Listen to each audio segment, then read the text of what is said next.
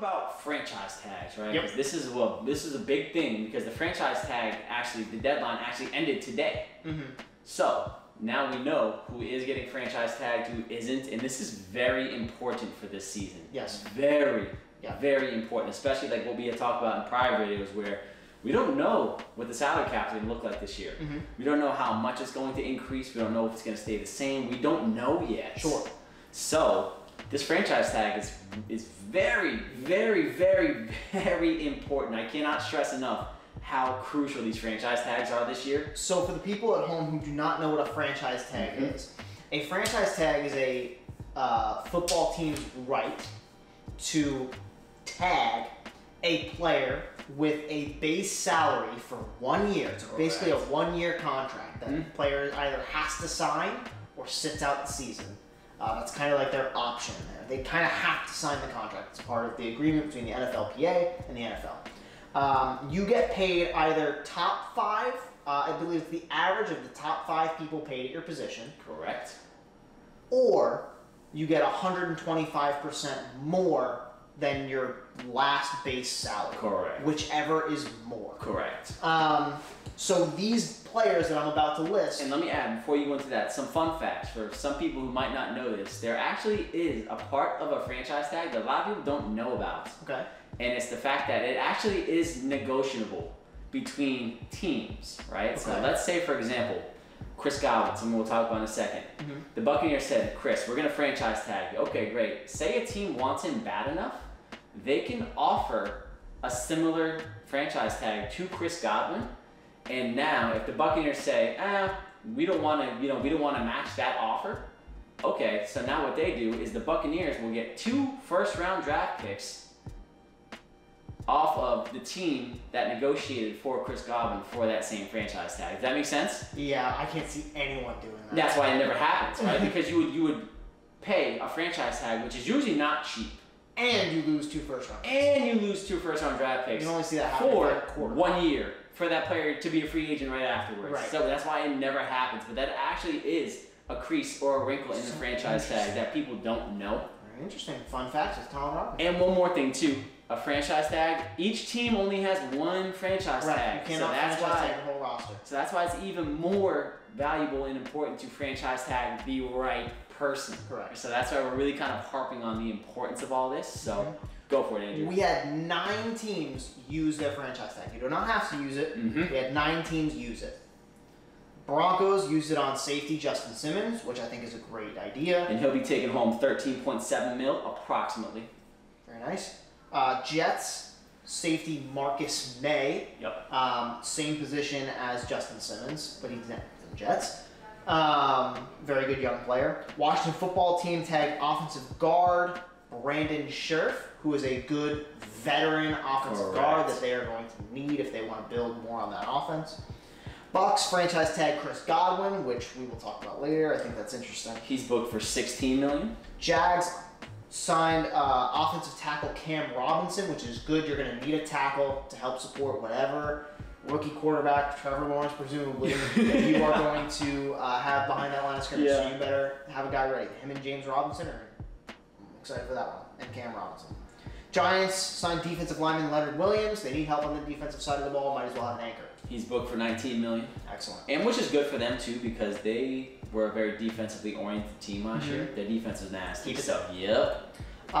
Bears franchise tag Allen Robinson to the dismay of every single team who needs a wide receiver. Yep, and he's booked for 17.8 million. And let's explain that real quick too, right? Because I think this is another wrinkle we'll talk about. Yeah. Why did Chris Godwin get 16 million and Allen Robinson get 17.8 million? Because Allen Robinson came off of a frugal contract prior. Therefore, His the 125% off of the contract that he had kicked in before the average salary of 5 people, whereas Chris Godwin, he was coming off of his rookie contract. Also, if you get tagged 2 years in a row, that increases your salary 20%. 20%? Very nice. So it's a 20% increase off the previous franchise tag plus. Remember when Washington did that to Kirk Cousins? Oh, They just kept paying him more money. Look at Dak Prescott. You know, the thing that's crazy with Dak Prescott, by the way, they actually franchise tagged Dak Prescott as well. But it's a temporary franchise tag just to say what happened in case you decide. Correct. We locked him down. Let's give him some time to sign the contract. He is going to sign that contract, but just a fun fact there. Panthers signed offensive tackle Taylor Moton, another solid cement for that team to build if they decide to go with a young quarterback or Teddy Bridgewater or whoever. Christian McCaffrey is going to need a good offensive line. And the Saints signed safety Marcus Williams, who's a great young talent. Yeah, you gotta lock him down. Going to be excellent. And all these guys, all these teams are saying, give us one more year. We want to see exactly what you're made of. And if they feel like you're worth a long-term deal, typically they give you a long-term deal. If they think you're not, hit free agency. Right. That's why teams typically don't do franchise tags 2 years in a row, because the team's mentality going in is, hey, one more year. Let's see what you got. Sometimes the franchise tag is used maliciously to say, we can't reach an agreement with you. We're just going to franchise you. We're going to franchise tag you. Yeah. Because we can't reach an agreement. You have to play for us, so good luck. Correct. And on top of it, it's so damn expensive. That's the thing that, there's such a negative connotation towards franchise tags. You get paid with a franchise tag. And you just don't get that long-term stability, which is the key in the NFL. The NFL is one of the only leagues in pro sports where you don't get a massive amount of guaranteed money. You have to work really hard for it, right? Unless you're a quarterback, you really don't get much guaranteed. So every NFL player is looking for that generational money, that long-term stability, that money over time, and you don't get that with a franchise tag, right? So let's talk very quickly about a few of these. I want to talk about Chris Godwin. Yeah. As someone who is rooting for the Bucs, how do you feel? I feel good. Okay. I feel good because I think one of the things, because there's more moving pieces on the defensive side than on the offensive side of the ball. So I think to get him locked down, especially because he's really damn good. Sure. I don't think people give him enough credit. I know you're not one of those people, but a lot of people don't give him credit. That kid is a stud. Absolutely. Granted, he had a couple of bad drops in the playoffs, but that was his first time ever getting there. Sure.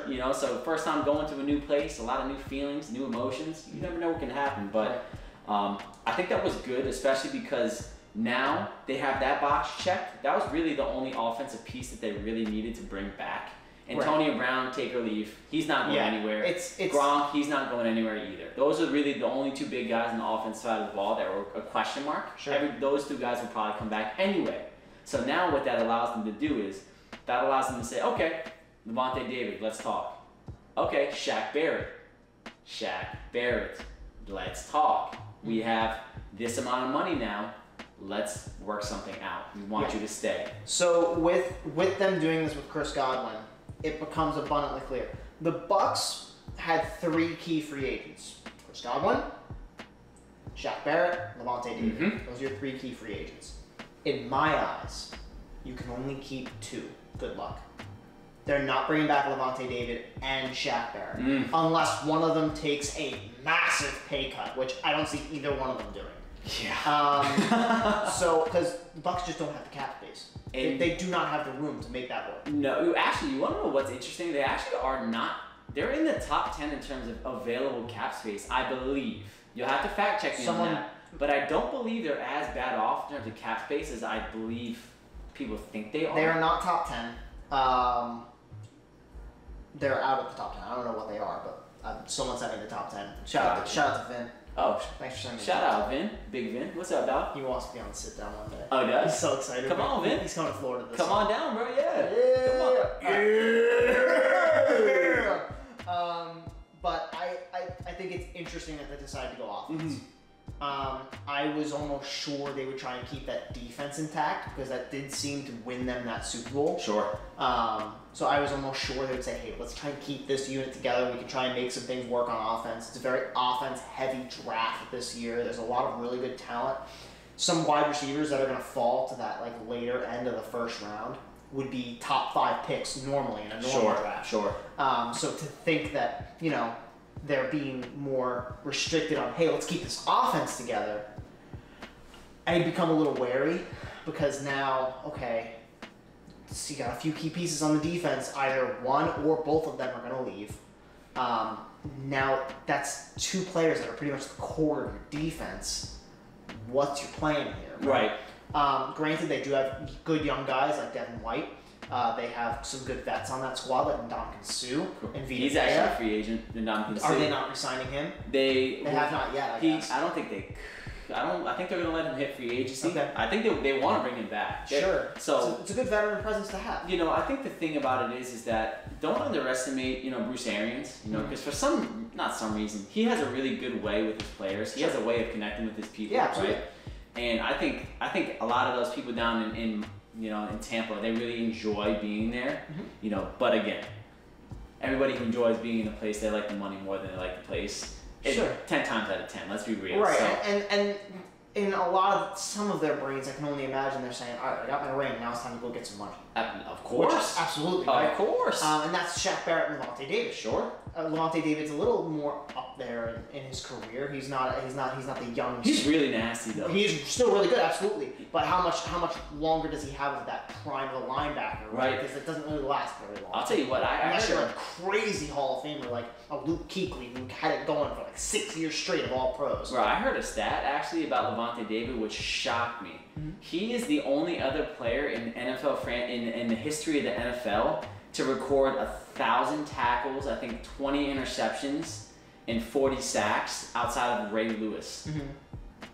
Only other linebacker outside of Ray Lewis to ever do that. So anytime you see a linebacker insane in his 30s, that's when you gotta start saying, okay, sure, question marks, of course. I think from this point on in his career, he's gonna start getting 2-year deals. Which is what they might do, which is exactly what Tampa might do to try to keep him there. Sure. And on top of that, he's played his entire career in Tampa up to this point, right? So you got to think. I think he might be one of those guys that might be willing to say, okay, I'll take a little bit less. I'll take a little off the top. Let's try to run this back. But sure. Shaq Barrett is not. No, he'll go. He is not. He already said many times, I'm breaking the bank.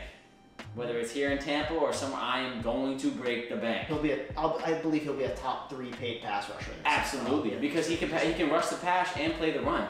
That guy is a freak of nature. He's so damn good at what he does. Broncos let him go. Yeah, y'all stupid for that. Let's talk very quickly about let's talk about Justin Simmons. Yeah.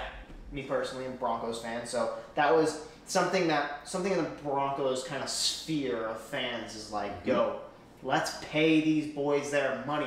We have an issue that the Broncos have is with guys like Shaq Barrett. They get good, and we say, all right, go get paid somewhere else. And then all of a sudden they get paid, and then, oh my gosh, they're even better than they were before. Now they're getting paid even more money. So we typically don't pay our guys, and then they end up going somewhere. And we're really, really hoping they don't do that with Justin Simmons. Right. We want this guy. Because he's a heartbeat for us. He's been a top 3 safety since 2017. Every single year. So to be able to keep him, it's okay to see him on a franchise tag. If you're willing to pay him that franchise tag money and he's willing to work under the franchise tag, that's fine, no problem. But you gotta get this guy a long-term deal. He's still young. I believe he's like 26, 27. Get him a long-term contract. Make him a Bronco for life, because this is a guy who's going to be the anchor of your defense for a very long time. I like to think of the safety as the quarterback of the defense sometimes. Safety and middle linebacker. Right? Yeah. Because the safety's sitting in the back. He's looking at everything progress throughout the field. He's shoving people in the back saying, all right, you go over here, you go over here, all right, you go over here, you go over here. And the middle linebacker is kind of like the hype man. He's like, all right, we're hitting that. Let's get in there, which we also need middle linebacker, which I'm hoping we get. I was about to say, you guys need linebackers. Yeah, your linebacking core is garbage. Right. But I think if we lost Justin Simmons, our whole secondary is off. Yeah. So our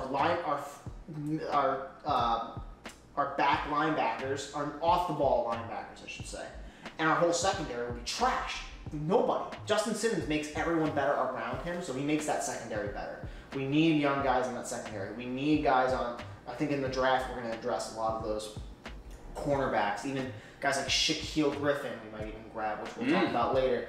Guys that you could definitely use a veteran presence in that back. But securing Justin Simmons, I think, is very, very important. Franchise tag's fine.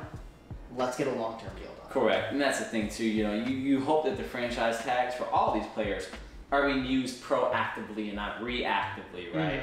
Because a reactive franchise tag does nothing but piss off everybody involved, and it more or less secures the fact that they will not be there long term. Right, because we talked about how, let's say Marcus May, for instance. Sure. Young guy, just coming off his rookie deal. Right. They want a franchise tag him. That's a 1 more year franchise tag. tag. Let's see if you really got what it takes. The Justin Simmons franchise tag is, we couldn't make a deal happen.